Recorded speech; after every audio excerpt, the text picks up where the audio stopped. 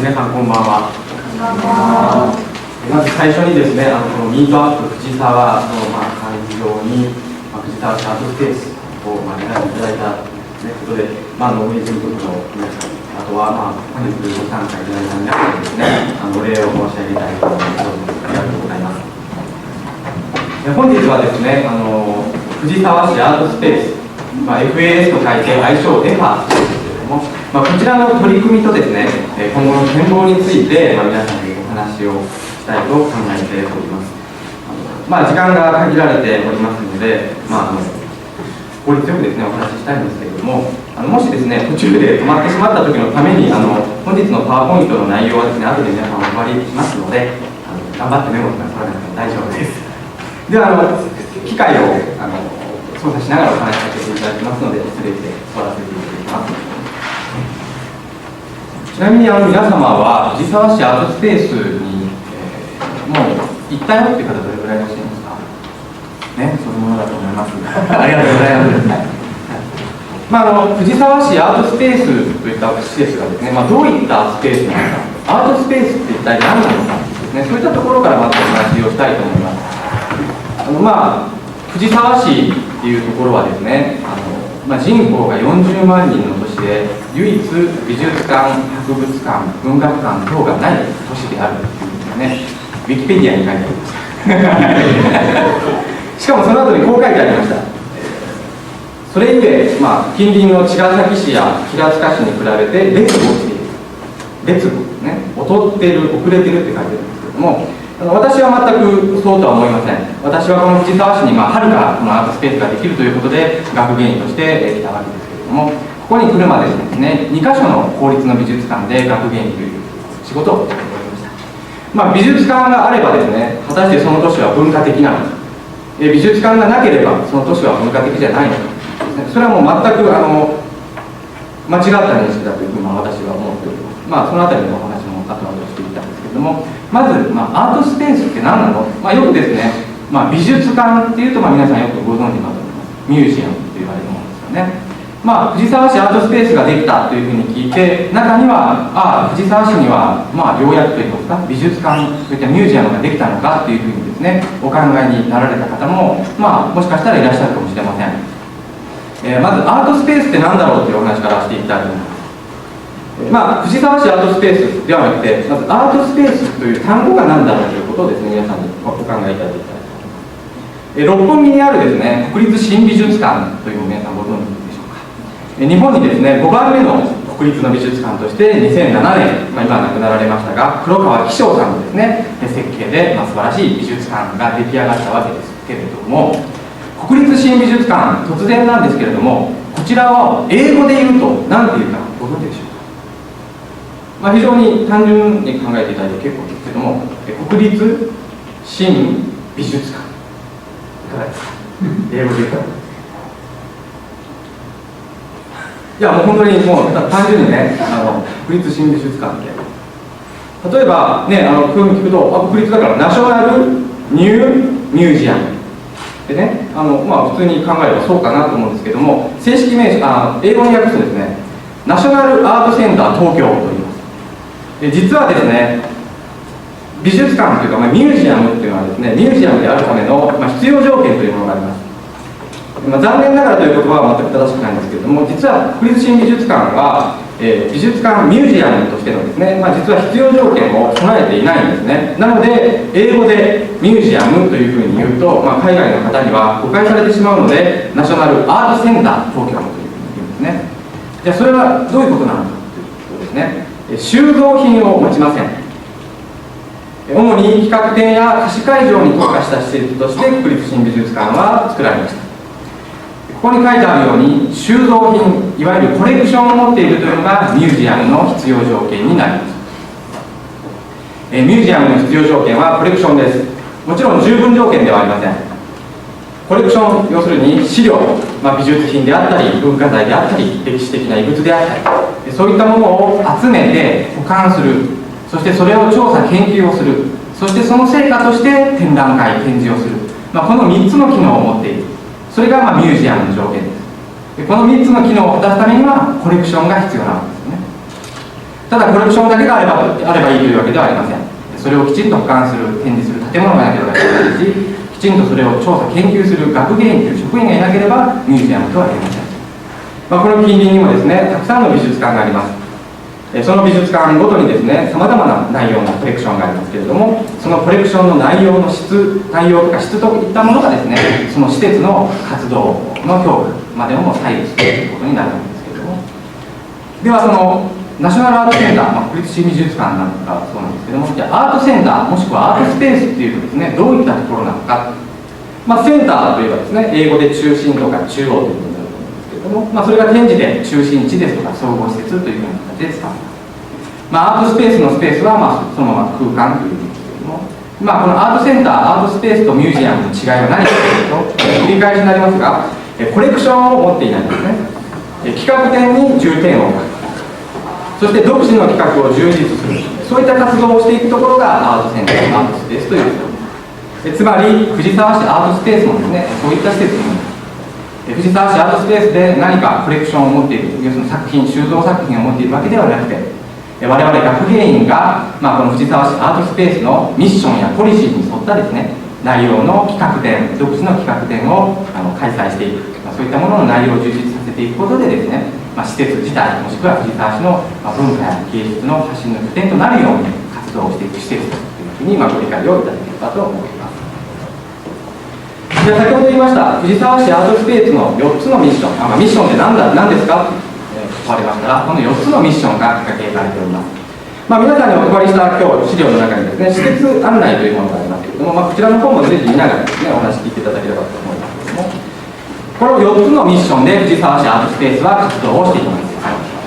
1つ目は若手芸術家の創作活動及び展示発表等の支援。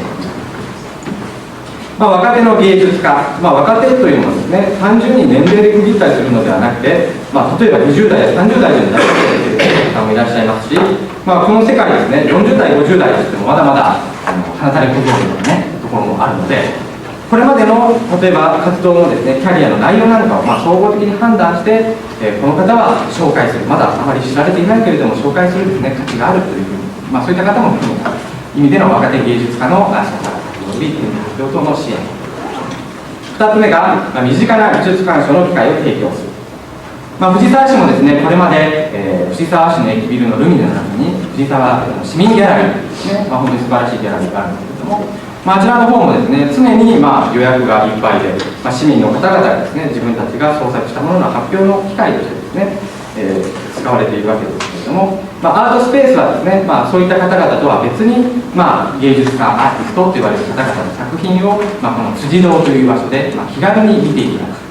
美術館なんかというとですね、なかなか非常にコンサバで、敷居が高いイメージがあるんですけれども、辻堂というですね、開発が、再開発というんでしょうか、が進む新しい街で、若手の新しいアートのですね、流れといったものを気軽に見てもらえるような機会を作る。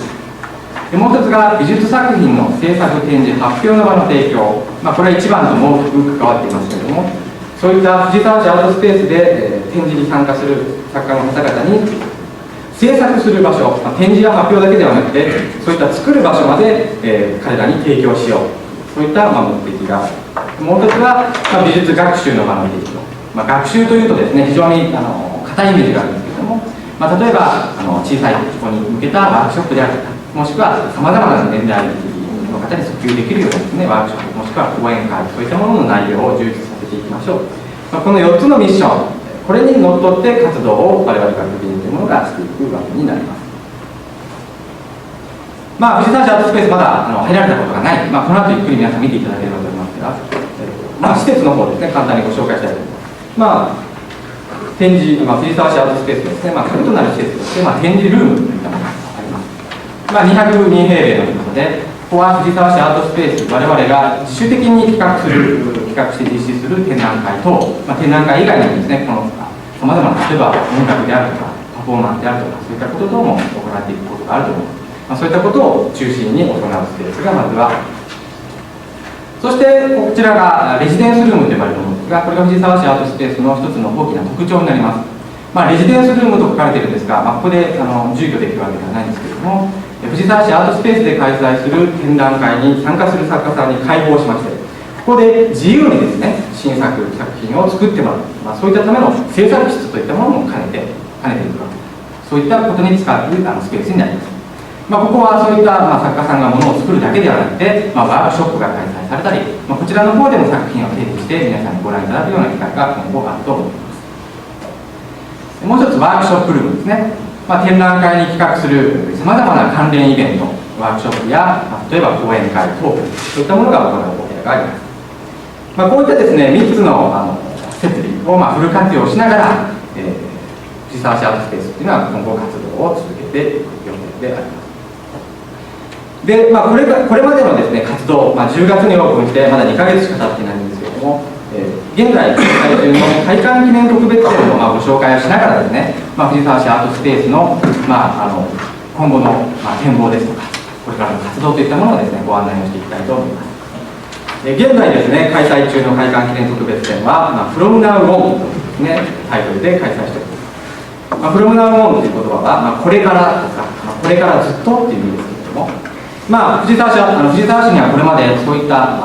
専門美術振興を専門とする施設が、なかったという、現実があるわけですけれども、藤沢市アートスペースの存在がですね、今後、これからずっと藤沢市にとって、アートとか文化、そういったものを発信していくよ、もしくはこちらの方に参加する、今後藤沢市アートスペースが取り上げていく、藤沢市を中心とした湘南地域ゆかりの若手アーティストの方々のこれから、その両方をですね、期待していただきたい、皆さんにご覧いただいて、ワクワクしてもらいたい、そういう内容の展覧会にしたいということで、From Now On というテーマで、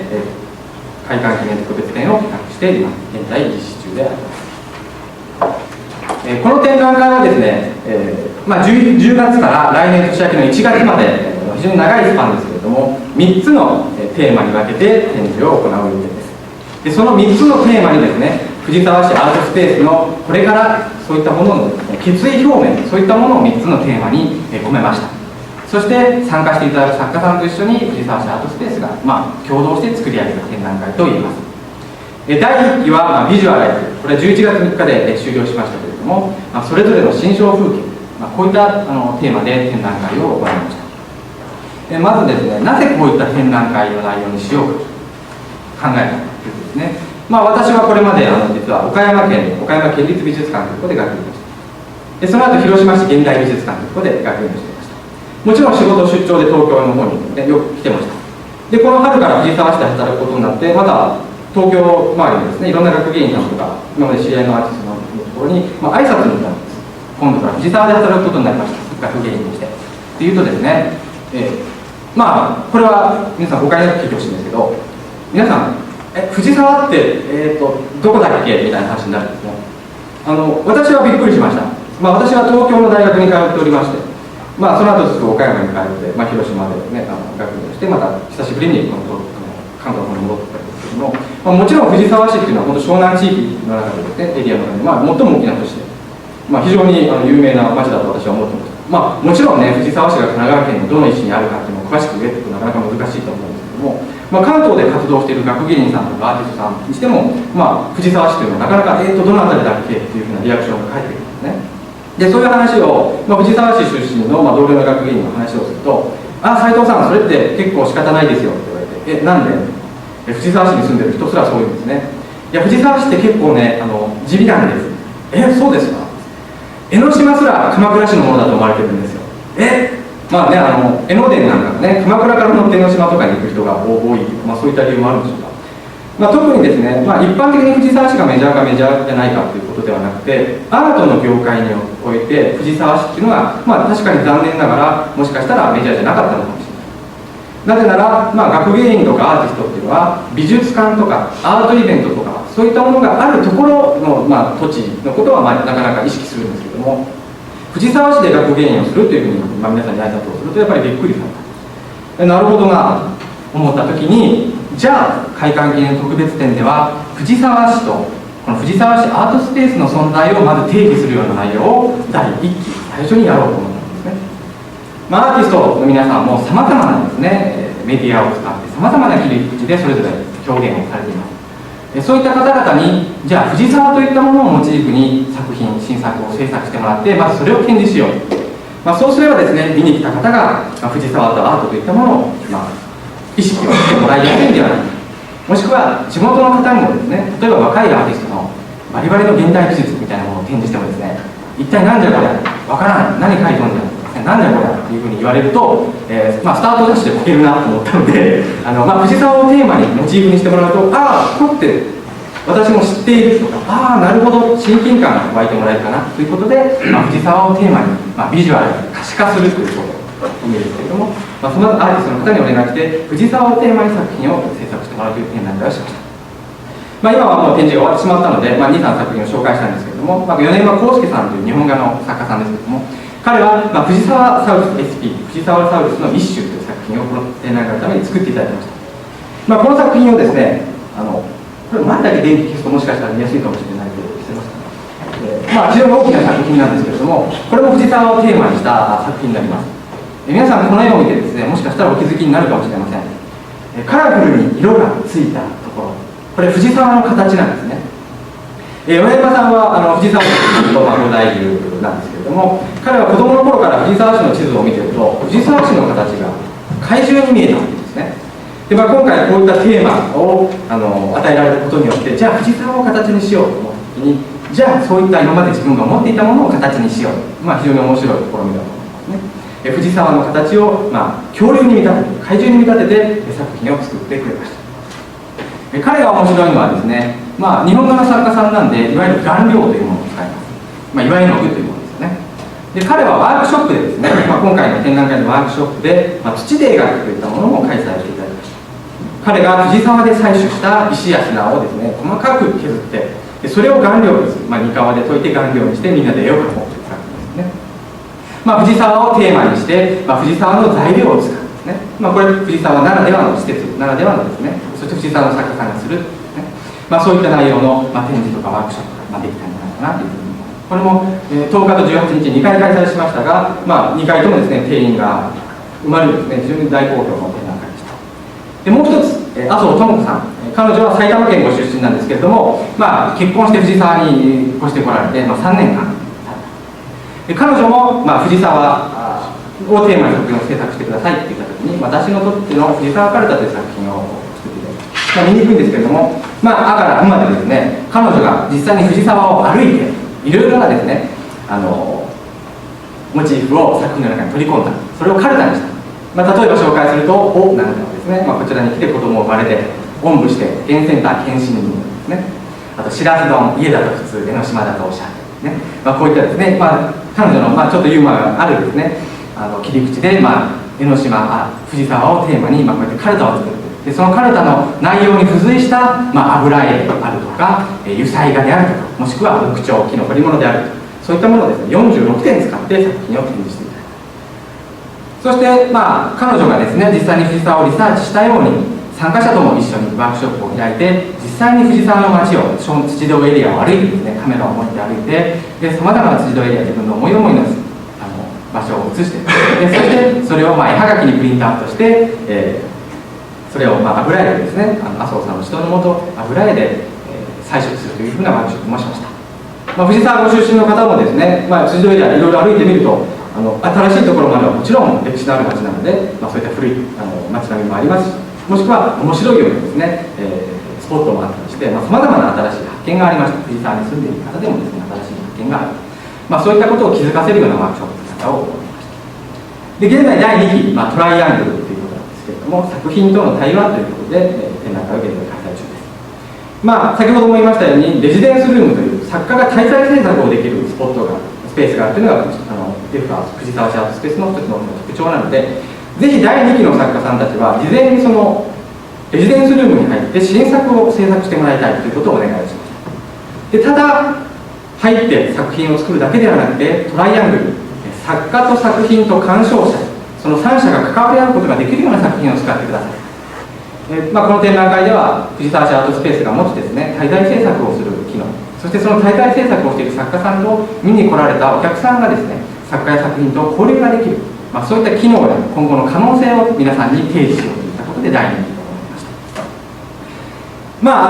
彼らはレジデンスルームでですね、新作を作るとともに、例えばこの新沢五郎さんという作家さんなんかはこのレジデンスルームの滞在制作中、ワークショップを通じて新作の中にですね、一般の方と一緒に作品を作って、それも作品の一部として展示しようといったような活動も行いましたし、江川さんという方はですね、彼も実際に真新しいキャンバスにですね、アーティストは手を加えずに、参加者に自由に色や形を描いてもらって、でそれを途中の段階で展示ルームに持っていって、展示期間中彼が展示ルームの中でその作品に手を加えて完成させる、常に見に来たら展示作品が刻一刻と変わる、そして作家と鑑賞者が一緒にですね、作品を作り上げる、そういった交流が生まれるというふうな、試みも行いました。でもう一人、桜井真理子さんという作家さんなんかは、彼女もレジデンスルームの滞在制作中、自分の作品に来た方に手を加えてもらって、作品を一緒に作っていく、もしくは会期中にですね、展示室で、ぬいぬいの日というですね、イベントを行って、来た方がですね、自分思い思いのものを持ってきていただいて、それに禁止でワンポイント刺繍を施すといったことも行いました。そういったことをすることによって、自分だけの作品が生まれる、そしてその作品が展示室を出て街にあふれているんですね。そういった意味です。このように作家と作品と鑑賞者、そういったものが藤沢市アートスペースといったスペースを使って交流がすることができた、そういった内容の展覧会を第2期開催をしておりました。藤沢市アートスペースの大きな特徴なんですけども、展示ルームとレジデンスルームが非常に大きく密接に関わり合っているというところが挙げられると思います。オープニング展の第1期をしているとき、レジデンスルーム、隣のレジデンスルームではオープニング展第2期の作家さんが滞在制作を続けていました。で現在開催中のオープニング展の第2期トライアングル展をしているときは、次1月から行う企画展2というですね、別の展覧会なんですけども、そちらの作家さんが今は滞在制作を行っています。そして1月から企画展2が始まると、次は企画展3、次の作家さんがレジデンスルームで滞在制作を行う。常にですね、展示ともしくは展示に向けた準備、その両方が藤沢市アートスペースでは見ることができる。普段ですね、接することができないアーティスト、もしくはそのアーティストが制作している過程なんかを間近に見ることができるし、その中でアーティストが滞在制作中は皆さんも自由にそのレジデンスルームの中に入ることができます。そこでアーティストとも気軽にお話しすることができます。そういったアーティストと交流もできる。そうすることによって現在行われている展覧会だけではなくて次回展への期待にもつながります。そういったですね、この藤沢市アートスペースの施設の特徴を生かしながら今後活動もどんどん発展させていきたいというふうに考えております。そして12月からはですね、現在第3期ディスカバリーというテーマで現在展覧会の準備を進めています。ディスカバリー発見ですけれども、何を発見してもらいたいか。辻堂という新しい地域、新しいというか昔からある歴史ある町ですけれども、そこが再開発が進んでどんどん様相が変わっている。そういった中でココテラス湘南という新しいビルの中に藤沢市アートスペースというですね、新しい施設が入っています。こういった辻堂というですね、今生まれ変わろうとしている町に、新しくアートやアーティストが関与することで、どのような変化をもたらすかといったものをですね、インスタレーションと言われる展示方法の作家さんを呼んできて、皆さんに新しい発見をしてもらえたらな、藤沢市アートスペースやアーティストの関与がどのように藤沢や辻堂というエリアを変えていくか、そういったものを発見していただけるような、そういったものを促す展覧会を第3期で行いたいと思っています。1期、2期、3期の展覧会を通じてですね、藤沢市アートスペースが今後どのように活動しているかということを繰り返しになりますが、宣言をする。そしてもしくはこの藤沢市、もしくは藤沢市を中心とした湘南エリアにいらっしゃるアーティスト、なかなかアーティストという存在というのはなかなか皆さんの生活の中にですね、意識することはないと思うんですけれども、そういった方をアートスペースという場所で意識してもらいたい、彼らの存在を意識して彼らの応援団にですね、なっていただけるようなですね、施設に今後藤沢市アートスペースがなればなというふうに思っておりま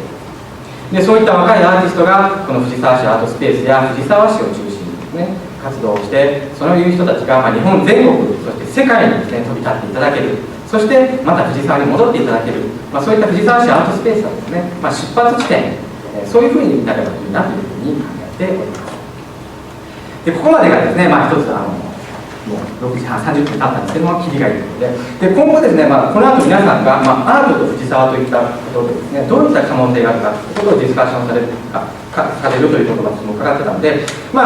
近年見られるですね、アートと観光ですとか、アートと産業ですね、そういった分野でのお話もしようというふうに思ってたんですけれども、6時半からこれから7時までですね、アートスペースが7時までなので、これから30分間皆さんにちょっとぜひアートスペースに見ていただきたいので、このお話に関して言えばですね、今日のパワーポイントの内容に関しては私、印刷したものを皆さんにお配りするので、それはまた目を通していただきながらですね、まずディスカッションなんかで参考といいますか、こういった事例もあるんだなということですね、日本の事例であるとか、海外の事例なんかっていうのをちょっと、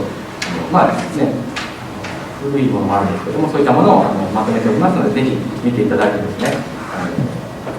そういったお話の助けといいますか、していただければなというふうに思います。短い時間でですね、非常に駆け足になってしまったんですけれども、お聞き苦しい点もあったと思いますけれども、百聞は一見にしかずです。ぜひですね、この後、藤沢市アートスペースの話を運んでいただいて、現在の展示を見ていただければと思います。ちょっとお聞き苦しい点あったと思いますが、私のお話はここまでにさせていただきたいと思います。どうもありがとうございました。